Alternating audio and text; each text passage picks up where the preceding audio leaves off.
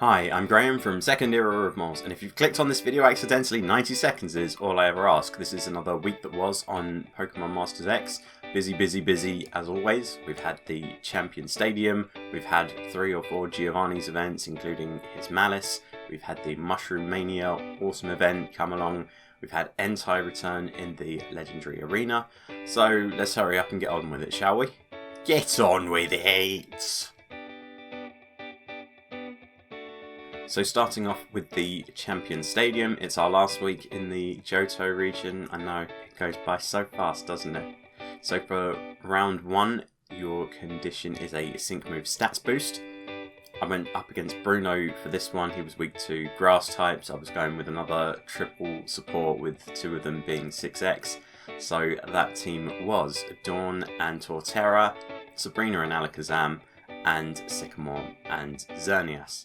Now, I know I've been memeing a bit on Bruno through this Johto region, and that continues again this week. So you have Xerneas as your main striker, you've got Dawn in there for attack siphon, and Sabrina's in there for a little bit of healing and for reflect. You want to make sure that you've got that stats reduction turned on, so that attack siphon is going to bring down Bruno and his team's attack. So when you start off, you're Dazzling Gleam with Xerneas, you're raising crit hit with Sabrina, you're raising defense with Dawn and Torterra.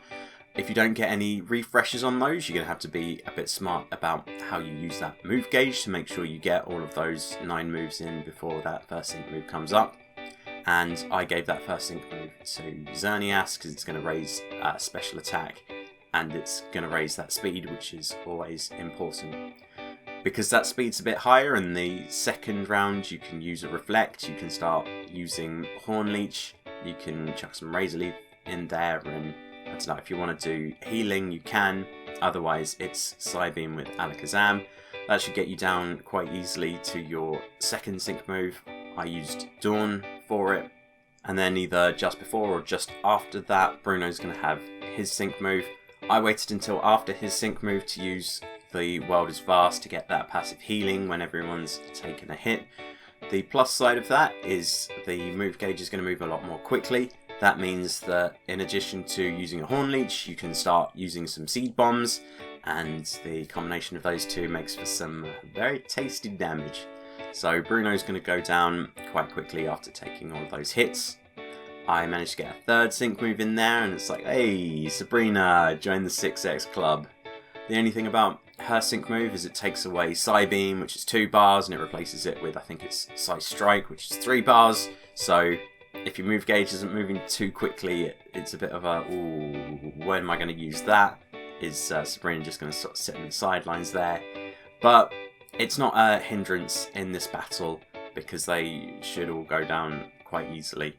And quite fittingly, I got a 4th sync move in there. I gave it to Dawn. 18k damage to take out Gigalith, and yeah, it was fitting that with Bruno it started the way it ended, with Torterra just absolutely stomping on him.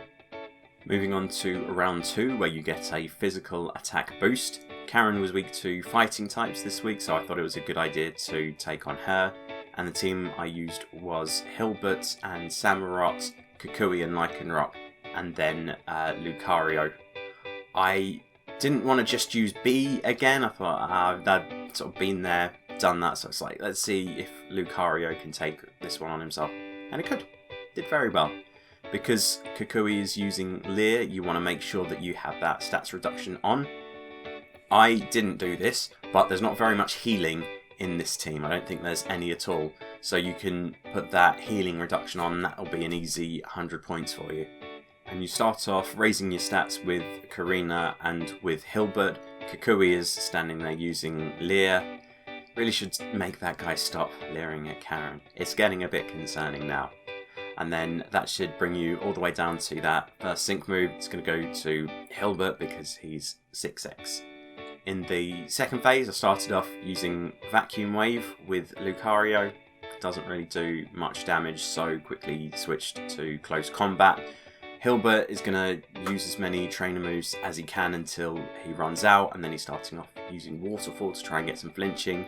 Kukui more leering to get that defense down to -6, which is going to be helpful when Karina comes in with her sync move. It's going to hit quite hard. I don't have Karina at 6x, so it's only going to hit the middle one.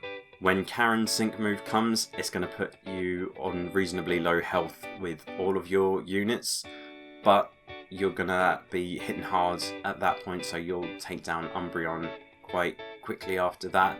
I'm not sure if there was some kind of accuracy reduction that they had going on, but I seem to dodge quite a lot of attacks.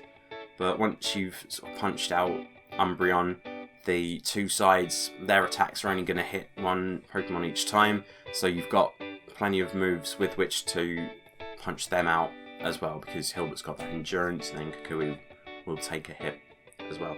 So it shouldn't be too difficult to get past Karen on this one. When you get to round 3, you get a move gauge boost. I chose to take on Koga for this one. He was weak to ground types, so I busted out the ultimate ground type in Groudon, and then I paired it with Hop and Skylar. So Skylar has Anti-Toxin as her lucky skill for me, so she's resisting poison and tanking. Hop's there as kind of a secondary support, wasn't quite sure who to put in there as well. He can raise attack. And then you've got Groudon as your main striker. Precipitous Blade is a 4-bar move, so the move gauge boost helps that one as well. And it is just a case of how many Precipitous Blades can you use. So use one to start off with. Skylar's taking flight, the other guy's hopping to it. If you don't have the move gauge for it, you can use Expand the Land. That's going to boost some of your stats. You can raise crit hit rate as well. You get down to that first sync move, and it goes to Skylar for that 6x boost. Then you're just carrying on using Precipitous Blades. That's going to take out the two sides reasonably quickly. That's going to just leave you up against Koga.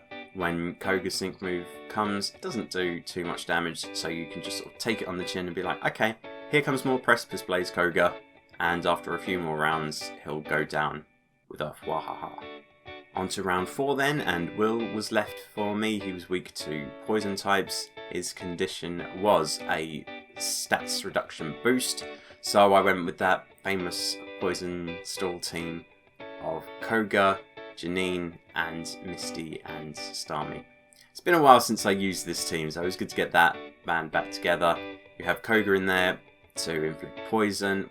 That works well with Janine, who's then going to do Venom Drench to reduce those attacking stats.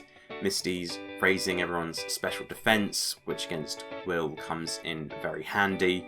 She's also got Catch Me If You Can to do some passive healing. Not going to go into too much detail because you are just trying to set poison with Koga. Make sure you get poison onto Will.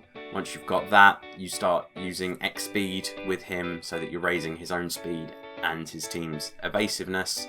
Janine is going to do Venom Drench. I mean, you can start off using one of her trainer moves in the first round just in case that poison doesn't stick. But then after that, it's Venom Drench as much as you can. Misty's raising special defense. She's doing a Catch Me If You Can, probably on herself to start off with, because I had her as the first target, so she needs that health recovery. Koga's going to be using those sync moves when they come, because he gets a bonus when poison is inflicted. Once you've used up all his trainer moves and you've got poison on everyone, you Veno Shock to do a bit more damage. If you get some crits on those, it'll do a decent amount of damage as well. And other than that, you're just sort of sitting back and waiting for the poison to take out the enemies.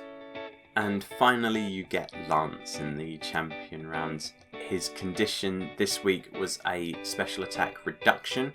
I chose the move gauge boost as the optional one. Could have also gone with the sync move stats boost. Because Lance was weak to water types, I chose a team of Signasuit Blue and Blastoise, Mayan Swampert, and Barry and Empoleon. And it's a rain team with Barry as your Sync Nuka and Blue and Blastoise as your tank. You start off with no hesitation, you raise defense with Blastoise. May sets the rain, that's going to make the move gauge move even more quickly. Then she's using Muddy Water. You don't really need to use her trainer skills in this one. Blue is using X defense, maybe a water pulse in there if you're feeling a bit groovy. When that first sync move comes, it comes to blue for that 6x boost and for that team endurance. Barry then starts off on bubble or bubble beam, it doesn't really matter which one, they should both do a tasty amount of damage. May's still using muddy water. If you want to, you can use her trainer move, that's going to give her a stats boost and it's also going to boost the move gauge as well. Otherwise, muddy water, you can use it to the top with blue to get that crit hit boost. It's not necessary because that move gauge is going to be whizzing up quicker than you can count. That next sync move comes and it goes to Barry. He drops that big Barry bomb on the other team.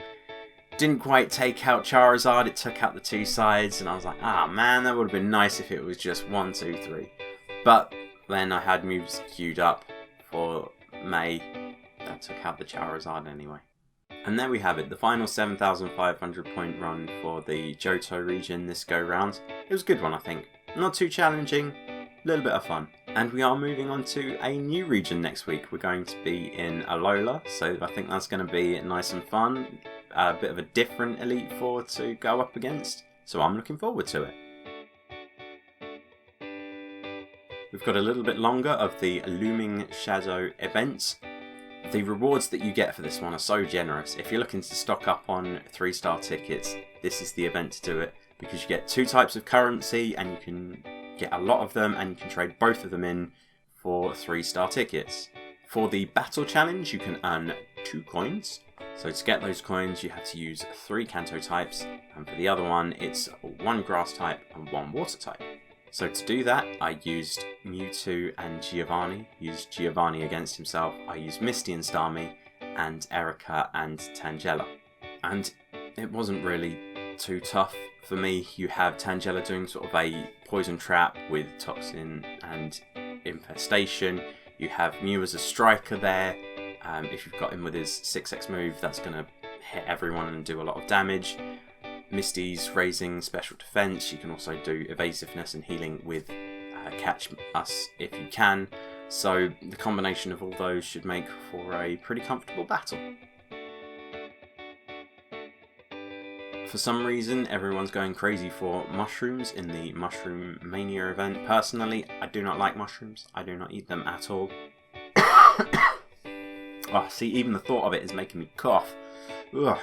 But we've got a hunt for them anyway. It's a short event. It's only about a week long, so you've got to put your stamina into it to gain those rewards. It takes away a little bit from the Looming Shadow and the rewards there, but you get some decent ones from it. The main tip is that you get a slightly higher yield from the Very Hard challenge, which is 15 stamina, versus the 20 stamina battle. So yeah, a little bit of a... they sort of throw that at us every once in a while and until people realise. But you've got to put the effort in to get the rewards out so that you can go back to the Looming Challenge. There's no battle challenge for this one, so you don't need to worry about trying to put a team together for that. And after a quick little detour for mushrooms, we're back onto Giovanni. He's back with his Malice, this time in the Extreme Battle Challenge. So I had to resort to 2 of the big guns for this one. I had to use Onyx, Signasuit Blue and Blastoise, and Signasuit Leaf and Venusaur. Giovanni's Golem was weak to grass types.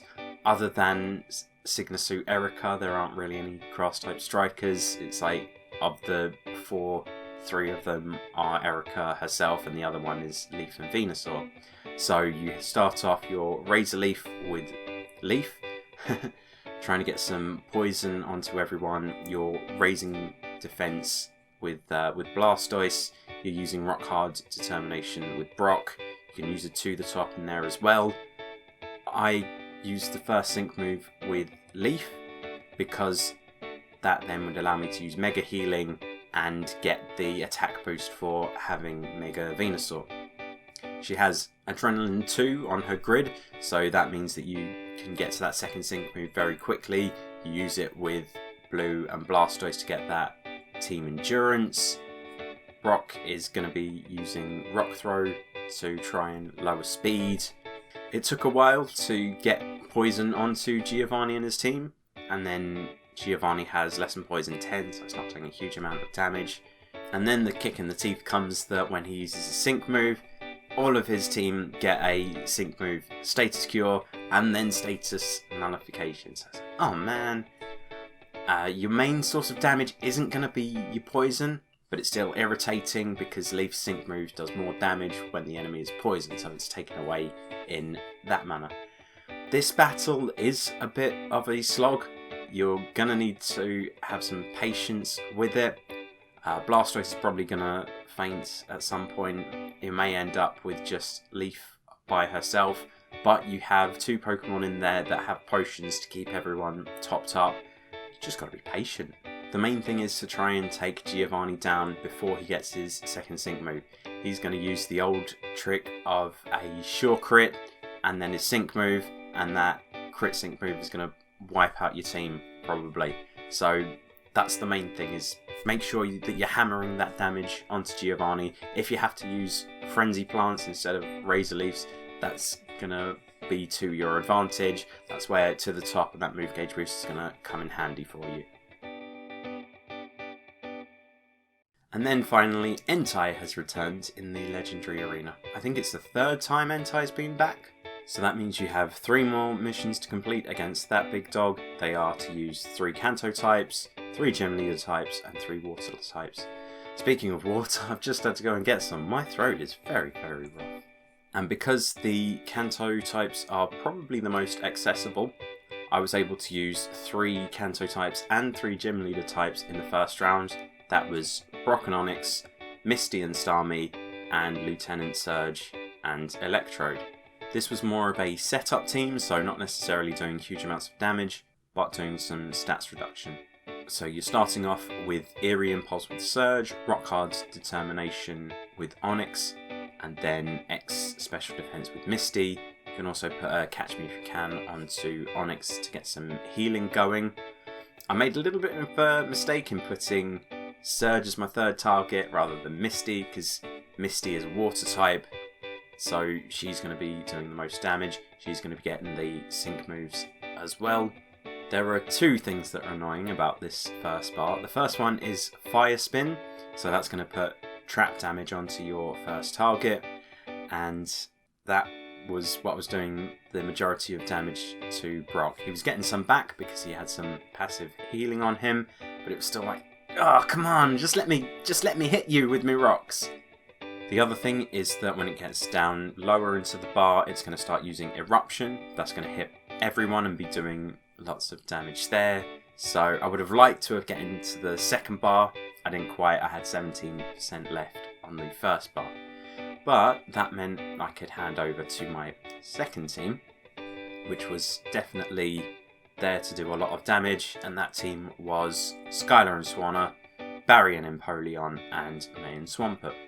Second time I've put those last 2 together in this video. I've been trying to put my finger on exactly why I like Barry so much, and the thing I keep coming back to is that he's self-sufficient. He raises all of his key stats through his trainer move, so his speed, his special attack, and his crit hit rate. His speed feeds into inertia, which boosts his sync nuke, and when that sync nuke comes, it hits really hard. So you don't need to worry about who's going to raise his speed, who's going to raise his special attack. He does it all himself. The only thing you have to worry about is defense. So you start off using No Hesitation with Skylar, Muddy Water with May, and then No Hesitation with Barry. I had to use some potions early on in this one because of Eruption. I had to sort of top everyone else up because they were taking hits. Get down to that first sync move and it goes to Skylar. After that, you want to make sure that you're setting up the rain to coincide with Barry's sync move for even more damage.